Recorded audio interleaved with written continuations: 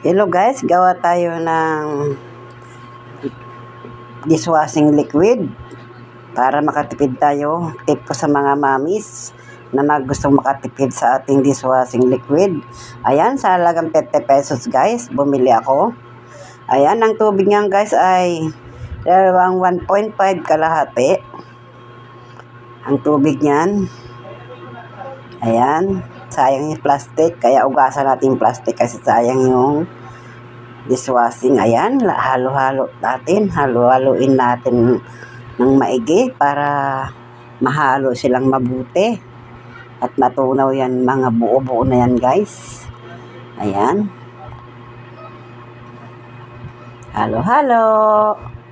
Kung saan nakarating ang aking video guys, paki-like, paki-share, paki-follow, paki-comment. Ayan.